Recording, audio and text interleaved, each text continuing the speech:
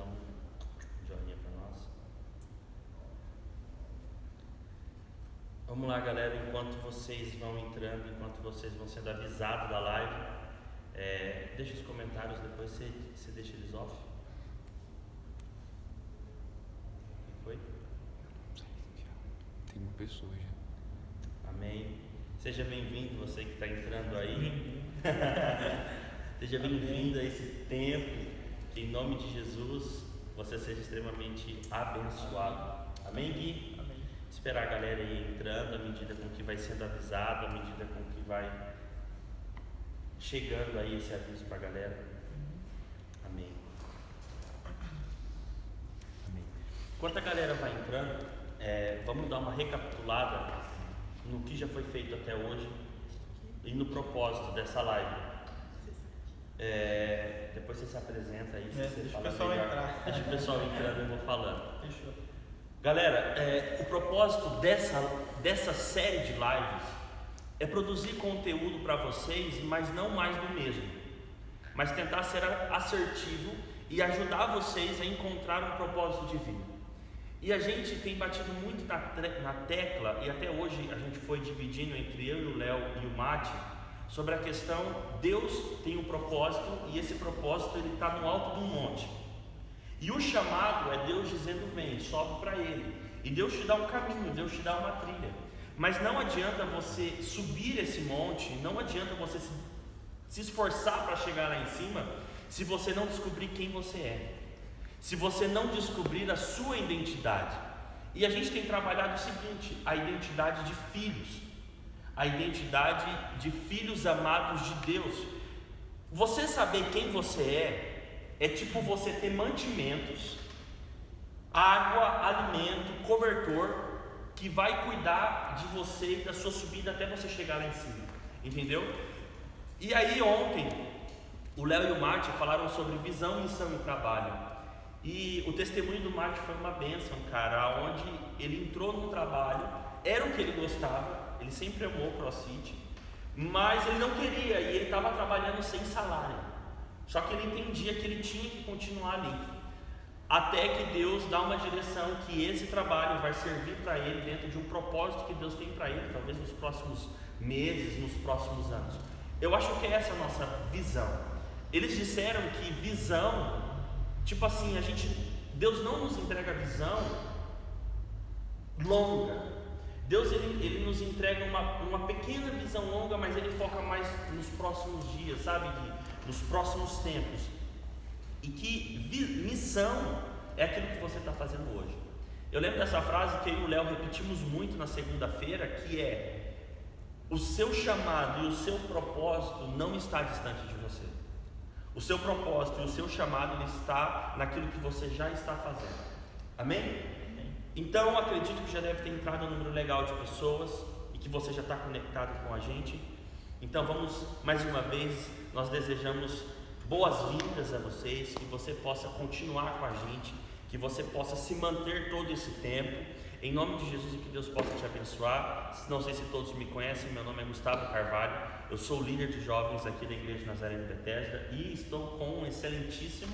Que isso. Prazer, galera, boa noite. Guilherme Menezes na voz. Que isso. Ué, silêncio, Guilherme Menezes, que isso. enfim. Guilherme Menezes, noivo da Letícia. Noivo da Letícia. Pra honra e glória, agora eu certeza que ela ficou muito feliz. Ela tem conseguido isso, né, Vaz? Prazer estar aqui com vocês. Mas vamos lá. Hoje o nosso tema são 3 perguntas. 3 perguntas é um tema, tá, gente? Nós vamos fazer 3 perguntas para vocês.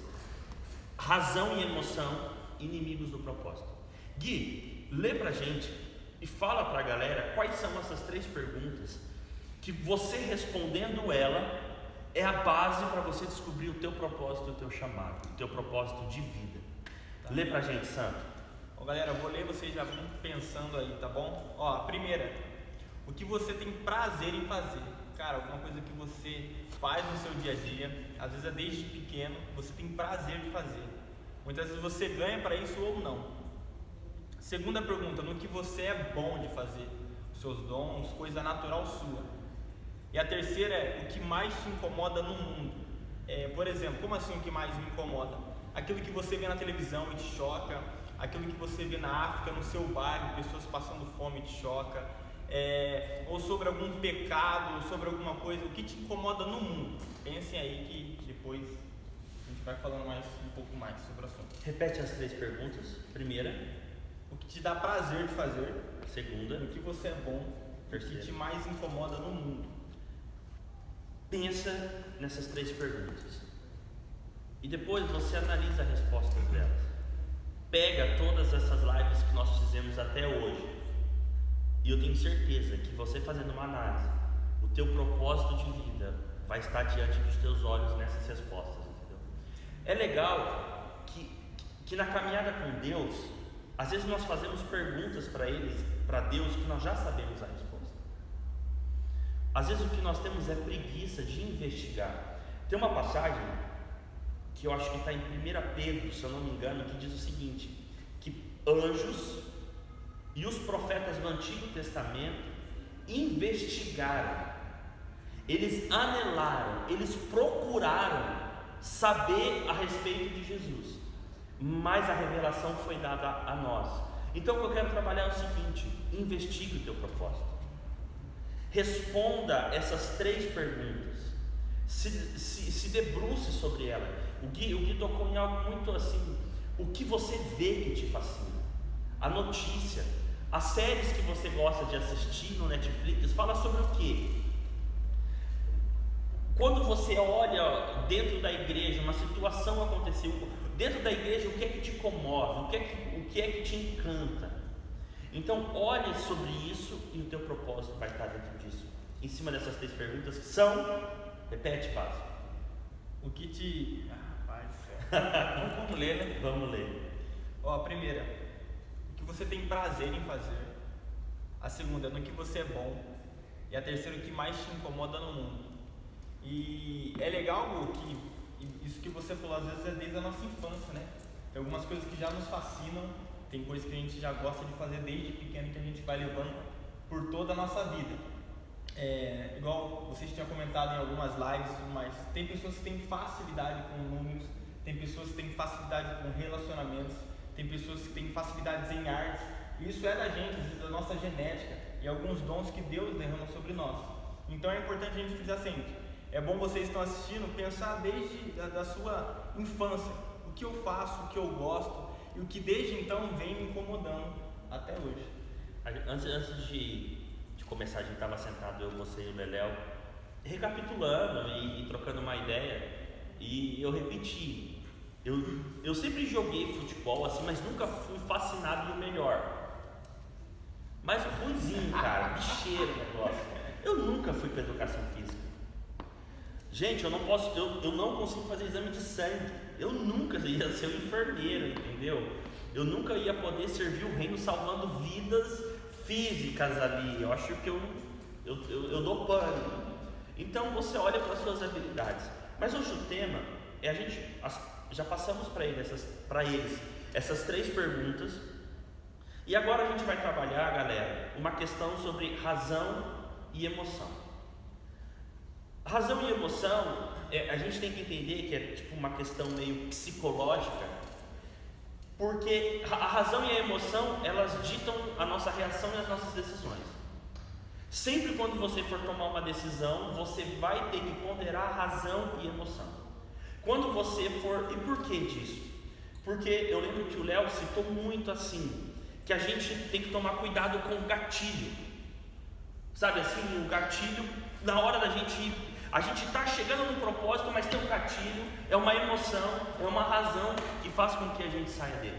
Gui, no seu ponto de vista, na maneira com que você enxerga a vida, na maneira com que você enxerga ministério, o reino de Deus, tenta dividir e expor para a gente alguma coisa que você já passou, que você ficou entre razão e emoção. Alguma coisa que você possa pôr, que seja trabalho, que seja faculdade, onde você tinha que tomar uma decisão e você ficou entre razão e emoção. Consegue dividir alguma coisa?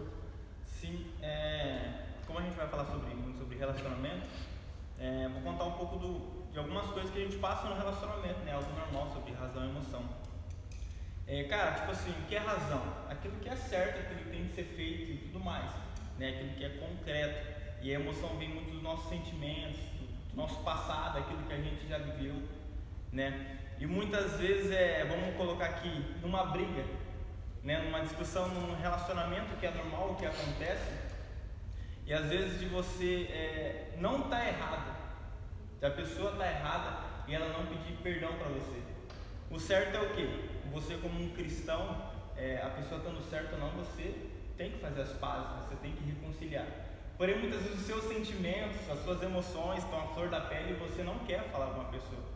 Então aquilo acaba te travando de certa forma. Então eu acho muito importante a gente ter razão, saber o que é certo, saber o que é errado. E também ter a emoção de muitas vezes a gente entender aquilo pode ser uma coisa boa ou ruim para nós. Nós temos que andar no meio termo, a gente não pode ser muito excessivo na emoção e nem muito excessivo na razão. E eu creio que a gente pedindo a sabedoria de Deus, eu acho que Ele provém de todas as coisas, essa sabedoria, a gente começa a agir bem. Porque muitas vezes eu e a Lia já discutimos, né? Cada um foi para o seu canto e é normal, acontece. E o Espírito Santo vem e fala e começa a ministrar no nosso coração. Esse sentimento que você está sentindo às vezes de raiva, de ódio, você já sabe o que é certo. Você já sabe o que você tem que fazer, a reconciliação, e isso agrada o coração de Deus. Então aí, né, faz as pazes e amém. Segue em paz, né? Segue em paz. Porque enquanto você falava, eu fiquei imaginando, tipo assim, razão, mente, emoção, coração. Isso. Então a gente tem que buscar o equilíbrio, porque nós não podemos ser racionais demais a ponto de negligenciar algumas evidências que está diante dos nossos olhos. Um exemplo que a gente pode citar, que você pode agir na razão, é um relacionamento abusivo, que é o que está sendo falado muito, a gente estava até conversando antes da live. Já está na cara, e a razão está te dizendo que essa moça, porque o relacionamento abusivo, ele parte também, a mulher às vezes é abusiva, nos ciúmes, na possessão, no sentimento de propriedade, e você já está diante dos seus olhos, só que pela emoção, você age tipo assim, não vai mudar, eu amo ele, eu amo ela, ele me prometeu, só que a razão, cara, tá gritando tipo assim, larga, sai fora, irmão, é melhor você sofrer agora do que você passar a vida padecendo e às vezes escolher um divórcio, às vezes escolher algo muito pior, entendeu? Só que por um outro lado a gente não pode ser racional demais e esquecer a emoção. Enquanto também você falava, eu lembrei de uma experiência, e você falou sobre relacionamento, mas eu vou falar sobre trabalho só para a gente dar uma balanceada, onde eu recebi uma proposta de emprego muito boa mesmo. Só que tipo assim, eu ia ter que trabalhar em Guarulhos, que é lá em São Paulo, eu ia ter que ir e voltar todos os dias, eu ia ter que acordar 4h30 da manhã e ia chegar 8 horas da noite em casa. Pela razão financeira, tipo assim, eu tinha que ir correndo, entendeu? Porque ia ser um salário muito bom, eu ia ter muitos benefícios. Mas quando eu olhei para minha família, quando eu olhei para a igreja, quando eu olhei para aquilo que Deus tem para mim, isso não entrava. E aí eu fui pela emoção. Eu tomei a decisão não pela razão, porque a razão me dizia vai. A razão me dizia assim, você é um pai de família, cara, você tem que ir. Mas a emoção me disse não. O meu sentimento me disse, vale a pena você ficar com a tua esposa, vale a pena você acordar um pouco mais tarde e ter saúde de vida. Gui, no teu ponto de vista, aonde que a razão e a emoção pode ser um inimigo do propósito de vida? Razão e emoção, um inimigo? Um inimigo. Cara, eu vejo assim, igual a gente estava comentando, que tem que ter um certo equilíbrio.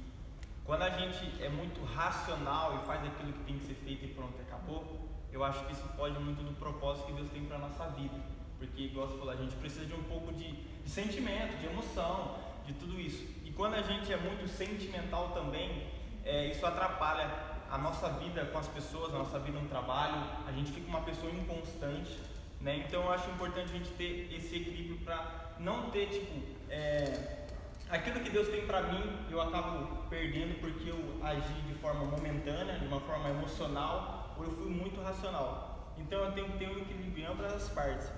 E, é engraçado que a gente sabe quando a gente está sendo muito racional, quando a gente está sendo muito sentimental. E é importante a gente entender isso, porque quando a gente entende isso, a gente sabe trabalhar melhor na nossa vida, sabe pedir conselhos para as pessoas.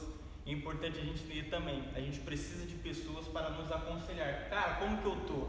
Eu tô muito mimimi, eu tô muito na razão, eu tomo as minhas atitudes sem pensar. Então eu vejo que a gente tem que ter um coração, pedir para Deus um coração igual ao dele. Um coração que tem sentimentos também, um coração que age pela razão também, e não é excessivo demais, porque isso foge dos propósitos de Deus para a nossa vida. E eu estava até lendo um pouco a Bíblia, eu acho que eu vi uma pregação também que fala, a gente precisa ter o coração de Deus, a mente de Deus, a gente precisa daquilo que vem de Deus, porque se a gente agir pelas nossas próprias vontades, pelos nossos próprios desejos, por aquilo que a gente pensa, a gente acaba se frustrando no final. Como que a gente pode agora, porque eu acho que, e aí a gente já pode entrar naquele assunto que a gente estava conversando, a gente tentou dar uma introdução para te ajudar a tomar decisões na tua vida, para te ajudar a tomar decisões de faculdade, a tomar decisões de emprego, mudanças de cidade. Às vezes Deus tem para você uma mudança de cidade, às vezes Deus tem para você uma mudança de casa, às vezes Deus tem, mas você precisa ponderar as duas coisas, a emoção e a razão, e ver qual delas. E sabedoria, eu acho que é o meio, sabedoria é o que vai unir os dois. Mas para a gente entrar mais naquela questão, eu vejo que como um inimigo dessa geração de viver o propósito é a ansiedade. Porque a ansiedade ela é excesso de futuro, a depressão é excesso de passado. E tipo assim, você fica muito ansioso quando você olha para o futuro, é a tua razão que está dizendo. A tua razão, que é os fatos concretos, entendeu? Tá te dizendo tipo assim, se você for, vai dar errado. Você não pode, você não é capaz. E se você olha para trás, a tua emoção diz, você é um fracasso. Você não deu certo. A tua família não conseguiu te honrar.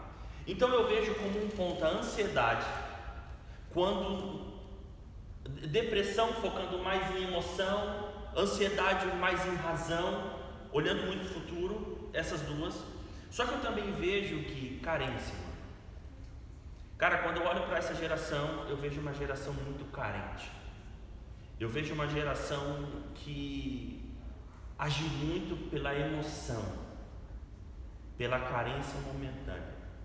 No teu ponto de vista, o quão que você acha que essas duas coisas impactam na vida dessa geração? E se você tiver um exemplo para contar de alguém que você viu, um relacionamento, alguma coisa que você linka razão e emoção como inimigo de propósito e você já puxa para o namoro, para o relacionamento. Junto entendeu? Com a carência. Cara, tem uma experiência não minha, mas de um amigo meu, no sentido de às vezes ele começar namorando porque ele estava carente. Né? E eu acho assim que pra gente entrar no relacionamento, e lembrando que quando a gente entra no relacionamento, a gente entra com o propósito de casamento, né? Não é festa, não é bagunça, não é nada, a gente tem que ter isso sempre em mente. E você entrar num relacionamento, você carente, você vai querer possuir aquela pessoa, você vai querer jogar diante dela todas as suas dificuldades, vai querer que ela seja às vezes sua mãe. Às vezes tem pessoas que é carente de mãe e o parceiro ele começa a tratar como mãe. Isso atrapalha, não, mãe é uma coisa, pai é uma coisa, e namorado, noivo, e marido e esposa são outras. Então eu acho importante as pessoas entenderem que se elas não estão preparadas para entrar no relacionamento, não entra, não tem o porquê. Eclesiastes diz que tem um tempo preparado para todas as coisas.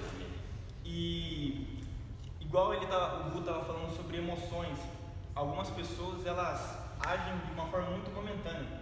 Eu conheço pessoas, e não julgando, né? Acho que essas pessoas precisam de ajuda mesmo, às vezes de um conselho, que entram em vários relacionamentos e acabam rapidamente, porque ela está indo pela emoção, agindo de forma assim momentânea e não pensando em algo duradouro. Então, quando eu antes de começar a namorar ali, é importante a gente dizer também que na Bíblia não fala sobre namoro, né? Mas só que fala sobre relacionamento antes do casamento. E a gente tem que ter tudo isso embasado, entender que a gente tem que agir pela razão. Deus fala sobre imoralidade sexual, Deus fala sobre a intimidade, sobre o respeito, sobre o amor, e fala também sobre a gente construir uma família, porque isso provém dele.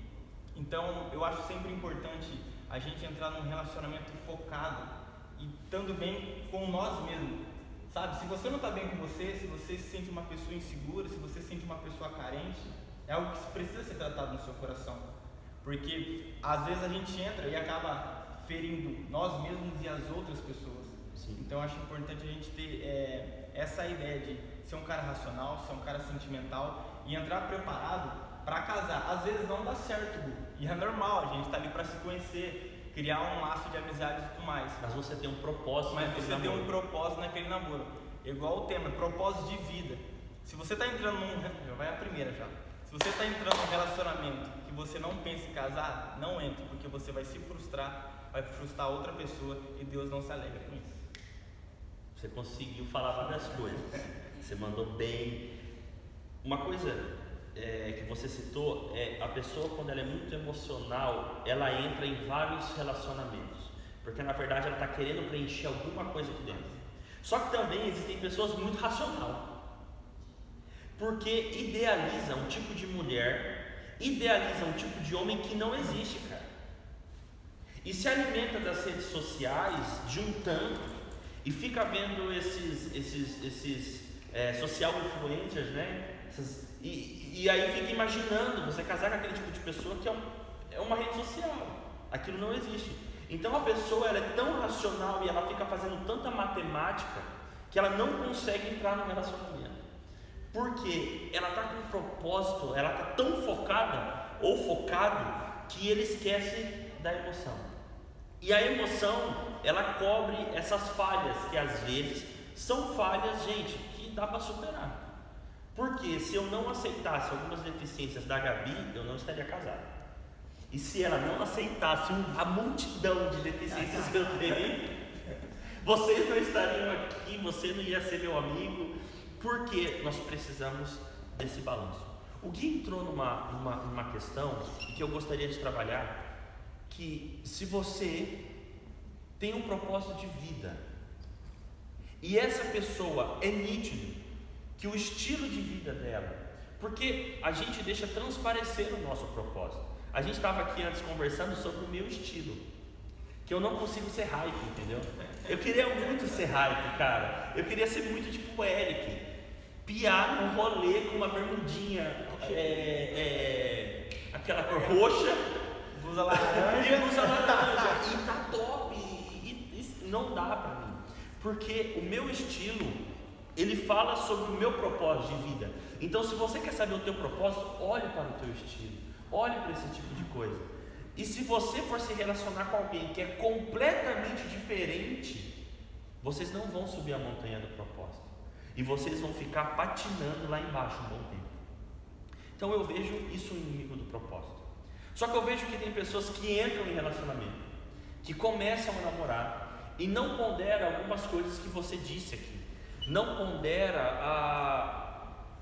a razão, a emoção, mas também despreza a pureza sexual. A Bíblia, você foi muito sábio, a Bíblia não fala sobre namoro, porque isso é algo mais moderno. Antigamente não era assim. Antigamente, já era arranjado o casamento e já casava e ia se conhecer lá, e o problema é seu, se você não gostou, vai ser assim. Mas hoje é nos dado essa liberdade, e que vira uma libertinagem. A liberdade do quê? De você poder ter um relacionamento e conhecendo a pessoa um pouco antes, vendo as deficiências de caráter, às vezes uma deficiência no temperamento, e você vai ponderando essas duas coisas. Mas eu percebo que a nossa geração é uma geração que tem perdido a pureza sexual, que tem perdido isso como um princípio de vida. E cara, isso é tão sério, velho.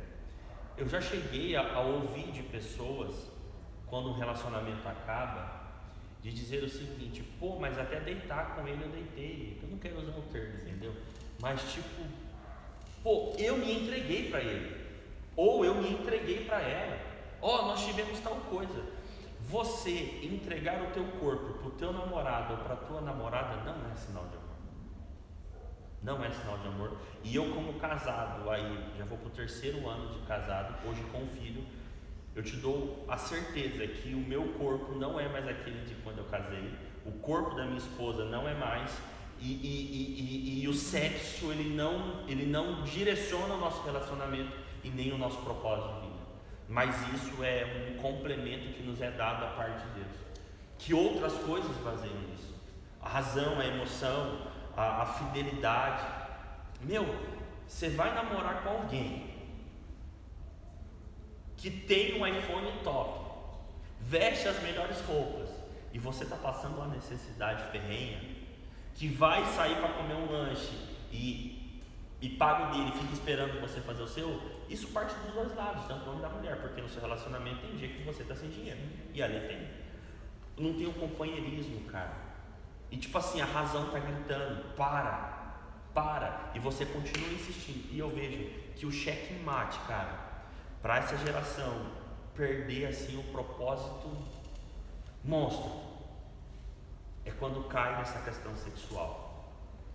Gente, em nome de Jesus, agora são 10h29. Entenda uma coisa: se você ainda não casou, Deus respeita a aliança e Deus respeita as leis. Quando Jesus foi questionado, dai a César sobre o imposto, ele disse: dai a César o que é de César. Deus respeita as leis. Se você ainda não casou no papel, e se você ainda não apresentou esse matrimônio, se você estiver tendo relação sexual, mas eu vou casar com ela, é pecado. E vocês podem colher consequências duríssimas. Não sou juiz. Mas fulano de tal, cara, eu não sou Deus. Eu não sou juiz, isso não é um problema dele com quem é. Mas aqui cabe a gente orientar, que eu vejo que um dos inimigos do propósito é a sexualidade. E na vida do solteiro, cara, eu já ouvi testemunhos de meninas que sofrem demais com a pornografia, cara. Sofrem demais com a masturbação. Eu ouvi uma vez de um cara dizer o seguinte, que existem pecados que a gente consegue confessar com um amigo, abrir o coração, receber uma oração e aquilo alivia, sabe? A gente consegue confessar para Deus. Mas o pecado da impureza sexual, tanto da masturbação como do ato antes do casamento, cara, isso gera um peso. E se você for ter nessa prática constante, uma hora isso cicatriza, velho. Isso que você falou agora me veio à mente. Já teve aquela sensação, lembra quando você mentiu pela primeira vez? Cara, você suava, você gaguejava. Minha mãe vai me matar. A mão tremia, você ficava assim, sua mãe falava, tava mentindo. E no decorrer dos tempos, você vai mentindo, até que você se torna o top da mentira, entendeu? Cara, sua mão não sua mais, os seus pés não tremem porque aquilo cicatrizou. E eu acho importante a gente não perder essa sensibilidade do pecado. Quando eu peco, quando eu erro, a minha oração é: Pai, que eu não venha perder a sensibilidade do pecado, porque a gente vai errar. A gente está num corpo pecaminoso, a gente está num corpo falho, só que é importante a nossa vontade de voltar para Deus ser maior do que o nosso pecado, aquele ato. E a gente entrou no ponto de imoralidade sexual, né? Então, só para a gente linkar: inimigo do propósito, depressão, carência, ansiedade.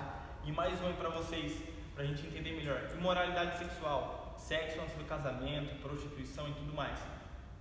Eu acho importante a gente conhecer os nossos limites, conhecer aonde a gente pode, aonde a gente não pode. Às vezes pro Gu, uma coisa para ele fica tranquilo, cara, não tem problema. Às vezes para mim já é uma maior dificuldade. Um exemplo: às vezes pro Gu, ficar sozinho com a Gabi antes de casar era tranquilo. Às vezes para mim já é uma maior dificuldade. Então a gente tem que trabalhar os pontos onde a gente é fraco, porque onde a gente é forte não vai ter problema, entendeu? Como se dizer assim, a gente precisa reconhecer os nossos limites e as nossas fraquezas. E a gente tem que reconhecer e pedir para Deus sabedoria para a gente escapar desses negócios aí. E eu li o livro do Douglas Gonçalves, Carta aos Pecadores, cara, fantástico. Tem uma parte que ele fala sobre fornicação. E ele fala o seguinte, um dos pontos: ame o seu amor. Então, cara, aquilo ali mudou até a minha maneira de pensar. Muitas vezes a gente faz cada bobagem, mas tipo, ame o seu amor.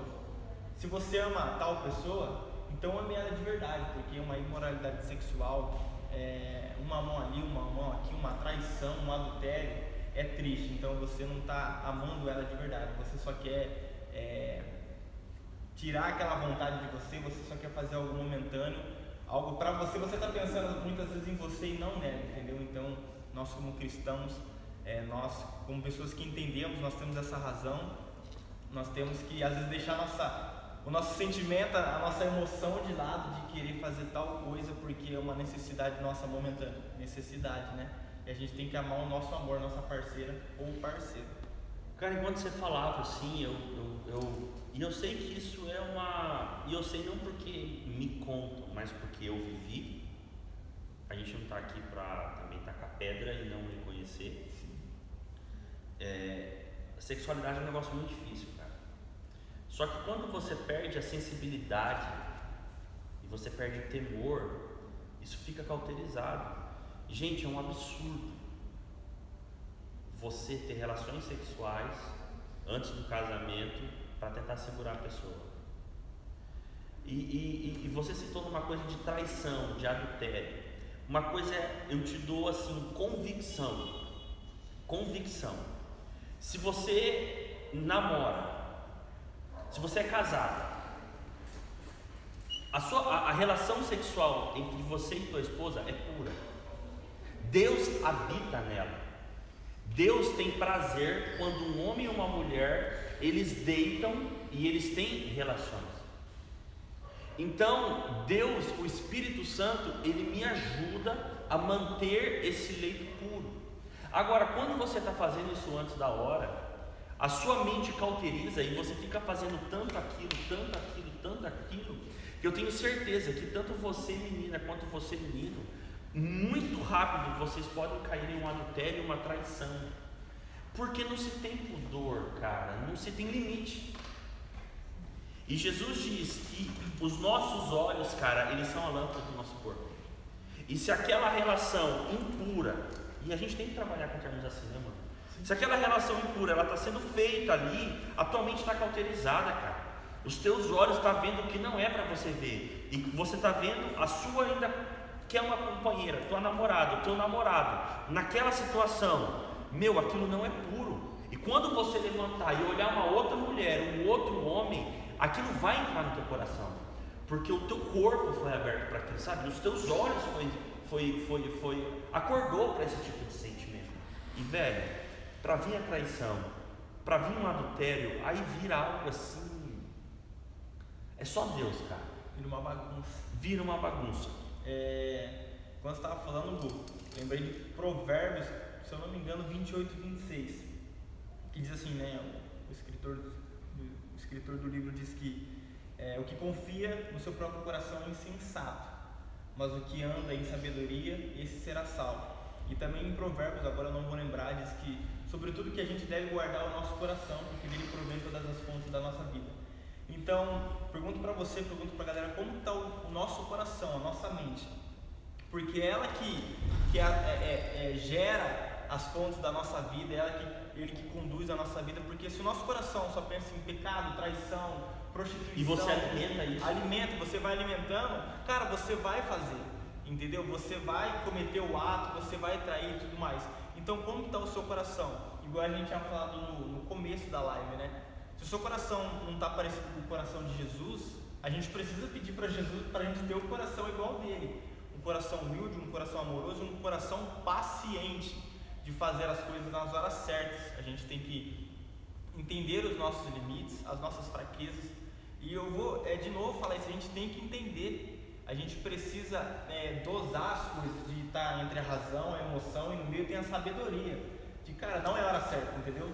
Eu não vou me achegar, porque eu comento até com os meninos às vezes, né, que namoram e tudo mais, cara, tem dia que você tá bem, entendeu? Não tem problema nenhum você ficar sozinho com a gata e tudo mais. Dia que tá aqui. Porém, tem dia que não dá, você tem que entender que o dia que não dá, não dá.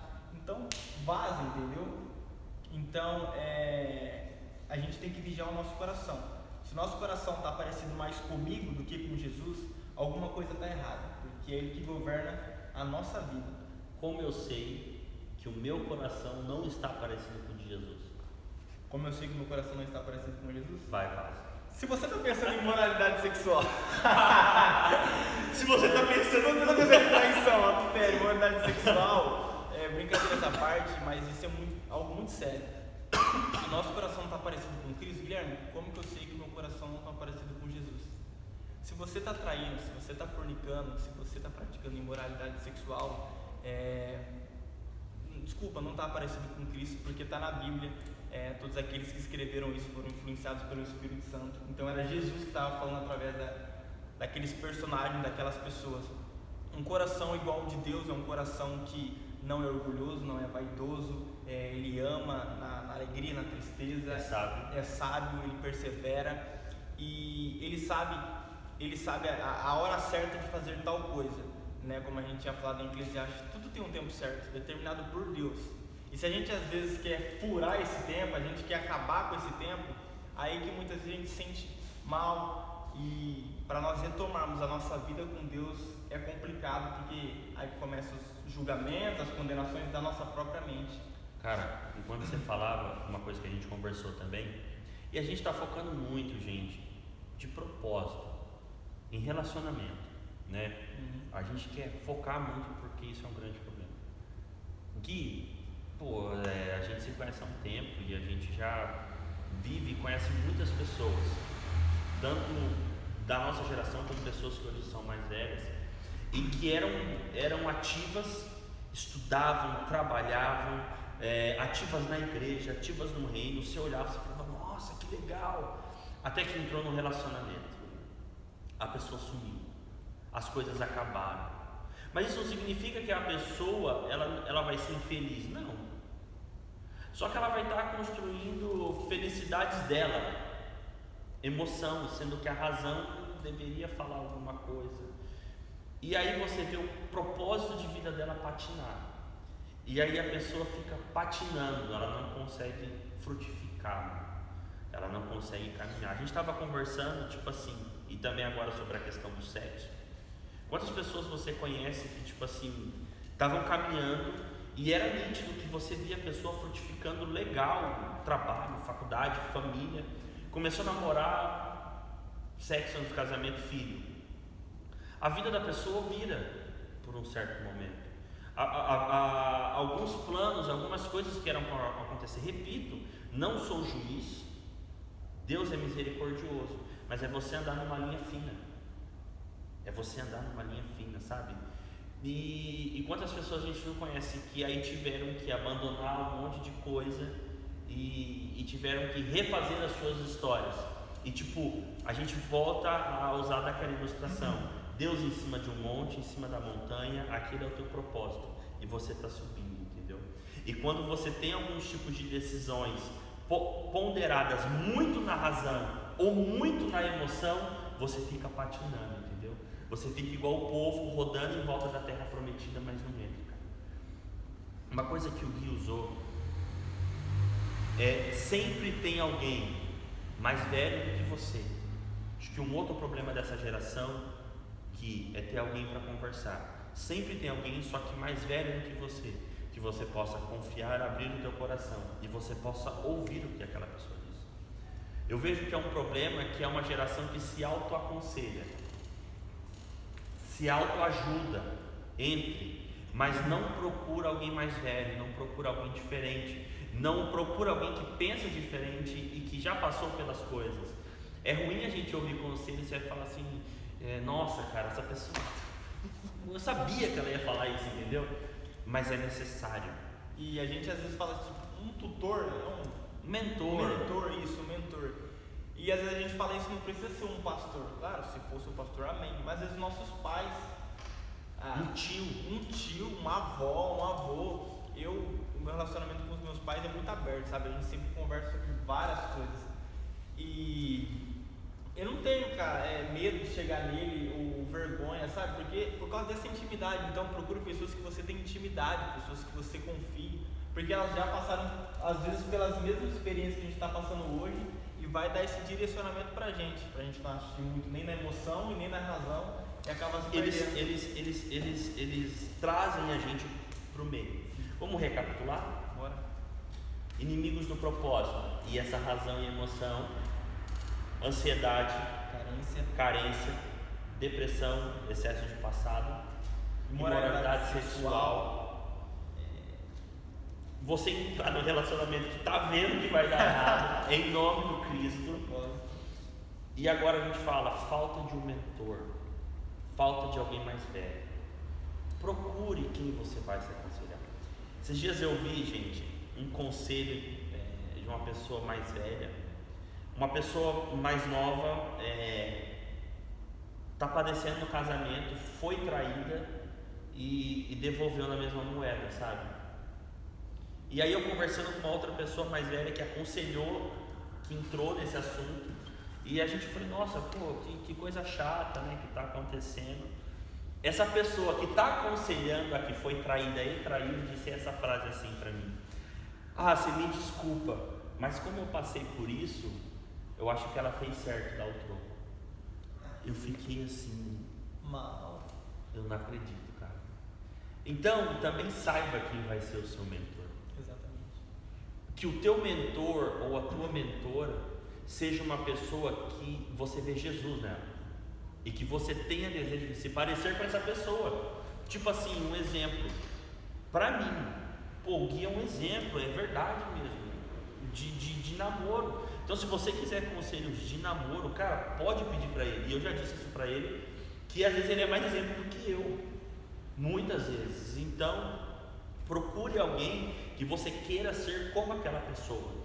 Tipo assim, se você tem uma pessoa que é bem sucedida profissionalmente e você precisa de um conselho, busque em alguma pessoa. Fala, olha, eu te vejo, eu te admiro e eu estou passando por essa situação, o que você acha que eu devo fazer? E essa pessoa, ela vai te alinhar, ela vai te ponderar. Gui, agora são 10h44, daqui a poucos minutos a gente já vai estar encerrando. Mano, quando você olha para a tua história, nesses poucos anos seu de adolescência e agora entrando na vida adulta, indo para constituir uma família, e você tem tomado muitas decisões entre razão e emoção. Conta para nós um momento seu de dificuldade, ou que você sentiu falta de um mentor, ou que você viu em alguma dessas coisas, ansiedade, depressão, um exemplo teu pessoal que você passou por algumas dessas dificuldades. Entre razão e emoção. Entre razão e emoção. Só que deu ruim, tem alguma que deu ruim. Deixa eu ver aqui. Enquanto você pensa, eu tenho uma. E essa aqui eu vou partir para carência. É um exemplo até, amorzão, tem misericórdia se você estiver vendo. Mas eu me arrependo muito, cara. Foi uma época assim onde eu estava muito carente, sabe? E completamente fora da igreja. E que aquela carência, ela estava tão alta dentro de mim, eu precisava tanto de alguém, que na verdade eu não precisava de uma namorada. Eu não precisava de contato, de beijo, nossa, minha mulher, entendeu? Eu precisava de alguém para conversar, cara. E tipo assim, eu fiquei com uma menina no domingo à tarde, ficamos o dia inteiro, no domingo à noite eu pedi ela em namoro. Só que ela gostava muito de mim. E quando eu pedi ela em namoro, ela tipo, sério? Sério? Eu falei, é sério. Ela falou, não, você tá de brincadeira. Eu falei, não, tô falando sério, você quer namorar comigo? Vamos namorar, vamos construir algo junto e tal. Cara, eu fui embora. Quando eu cheguei em casa, ela me mandou uma mensagem, na época não tinha nem WhatsApp, gente, era mensagem de texto mesmo. Ela me mandou uma mensagem assim: acabei de falar com a minha mãe, você quer vir aqui amanhã falar com ela? Vai lá então. Mano, eu falei, e agora? Aí eu fui pra minha mãe, eu falei, mãe, eu fiz a maior cagada, porque depois eu repensei, falei, eu não preciso de uma namorada. Aí eu abri o coração pra minha mãe. Naquela segunda-feira ali, do almoço pra tarde, eu abri meu coração, disse que eu tava me sentindo muito só. E aí, sem que eu percebesse, eu comecei a abrir meu coração pra minha mãe, e minha mãe me aconselhou. Cara, eu tive que mandar mensagem pra ela. Deixa quieto, retorno. Mas isso, eu lembro muito disso, e eu me arrependo muito, cara. Eu me arrependo porque eu acho que eu brinquei com uma vida, entendeu? E hoje em Cristo, isso é sério. Às vezes, assim, por um pouco eu poderia ter arrebentado o meu propósito e o propósito dela. Eu poderia ter acabado com o meu e com o dela, entendeu? Então, cuidado com a carência. Eu conto aqui de carência, porque isso foi algo, acho que com a separação dos meus pais. Eu não sei se você não tem o teu pai, se você cresceu sem pai, se você cresceu sem mãe, se os teus pais são separados, cuidado. Porque esses traumas, cara, eles são inimigos do propósito. Então mais um, piscou mais um. Traumas. Tome cuidado com os teus traumas. Tome cuidado com aquilo que te fere. Família foi algo muito sensível para mim durante muito tempo, até eu constituir a minha e conseguir liberar um perdão, assim, muito real para minha família. Então perdão também é um inimigo de você viver o propósito. Acho que você não perdoar é você ficar lá embaixo, patinando, e você não subir. Lembrou de alguma coisa, Vaso? Eu lembrei, cara. Você falou de perdão, agora que eu já ia falar. Eu sou um cara que tem aprendido muito com Deus a perdoar fácil, sabe? Eu não tenho problema com isso, nenhum problema. Só que eu tenho aprendido isso, né? É algo constante. E teve uma vez, eu acho que foi um amigo meu, que deu um erro, um BO e tudo mais, e a gente não se acertou, e aí começa aquele sentimento, né? Aquele orgulho, aquela vaidade de não perdoar, de saber quem tá certo, quem não tá certo e tudo mais, você vai guardando, e aquela raiz de amargura vai se desenvolvendo no seu coração até que fica difícil você falar desculpa, né? Mas consegui, entendeu? Foi liberado o perdão, e você falou agora, é um inimigo do propósito, o perdão. Você estabiliza, você estagna a sua vida, estabiliza, você deixa parado, entendeu?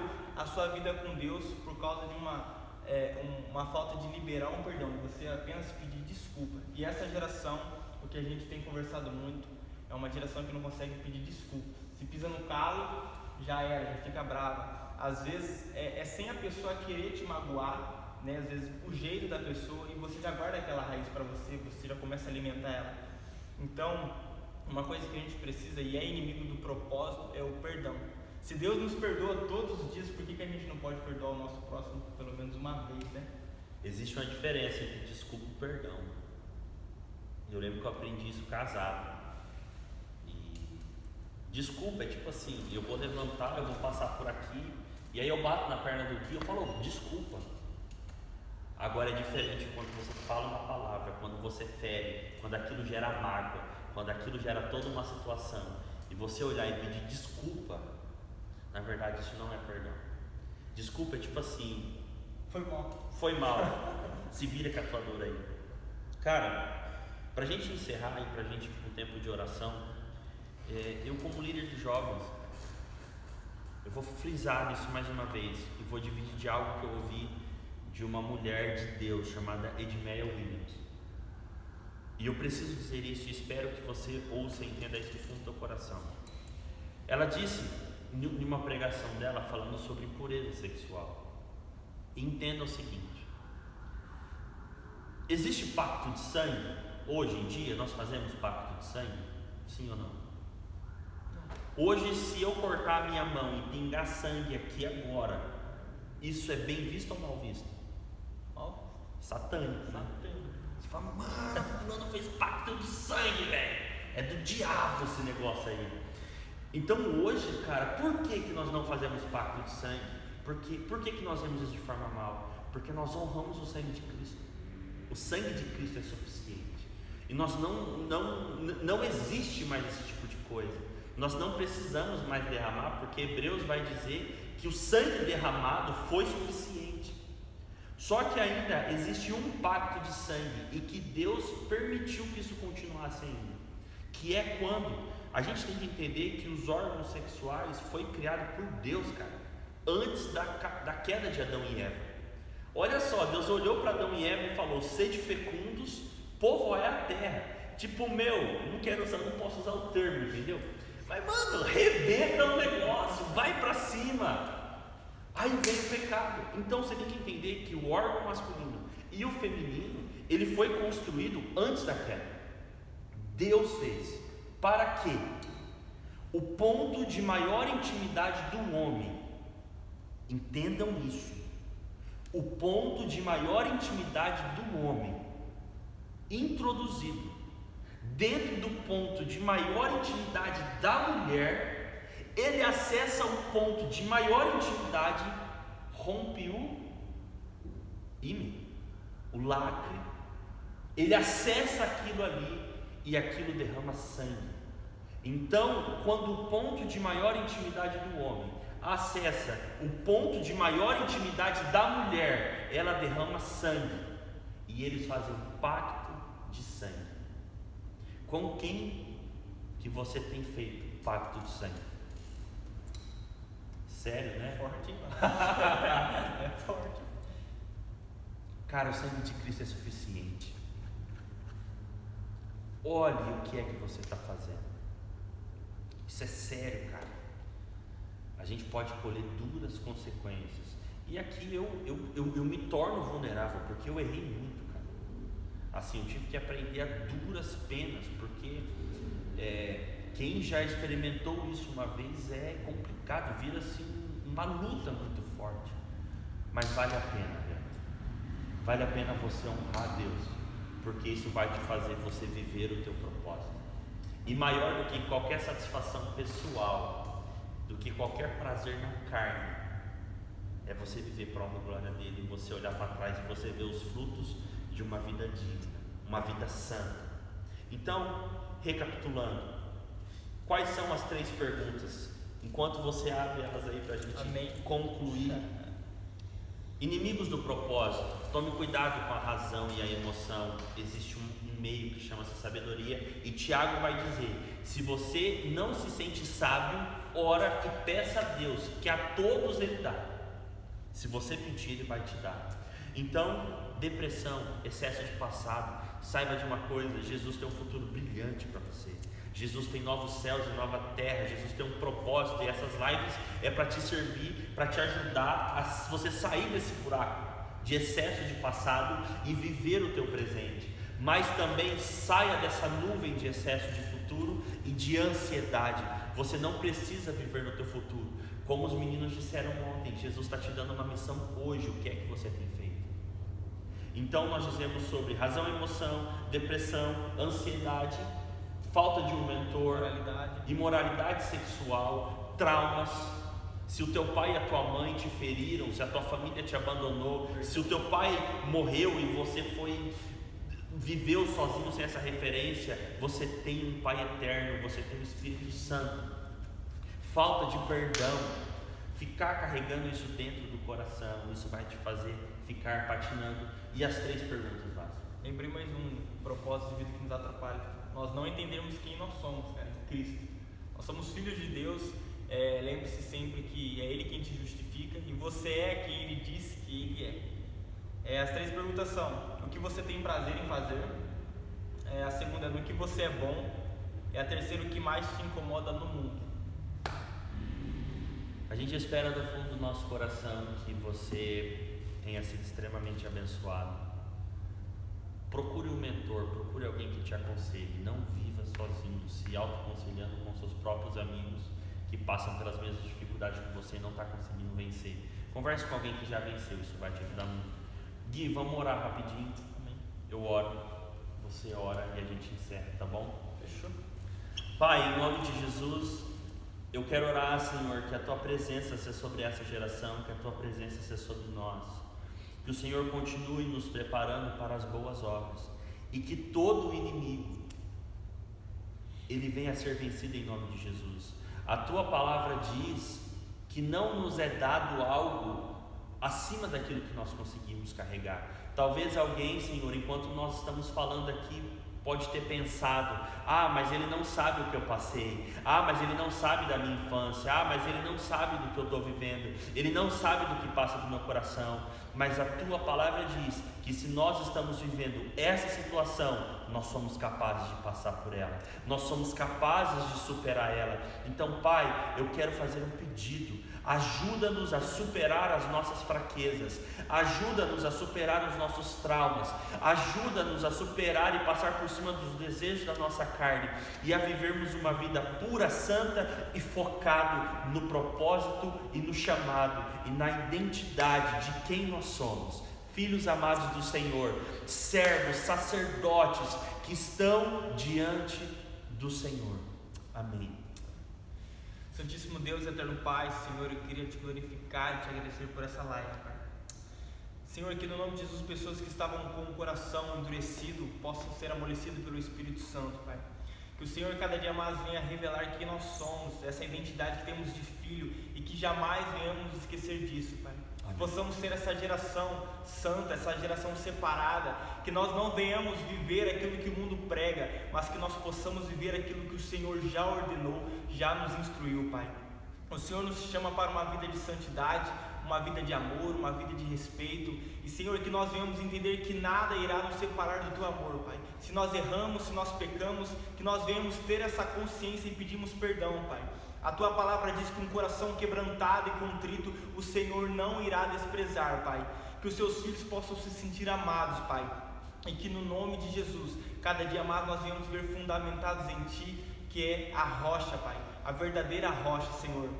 Eu te peço também, Pai, que o Senhor possa visitar cada lar, cada família, e venha fazer morada nesses corações. Amém. E se eles não se sintam, se eles não se sentem amados, que eles possam sentir, Pai.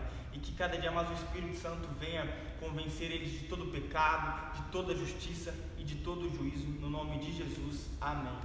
Amém, que Deus te abençoe. Nós temos live amanhã e encerra na sexta-feira. Que o Senhor Jesus possa te abençoar muito. Até amanhã, tchau, tchau. Abraço, galera.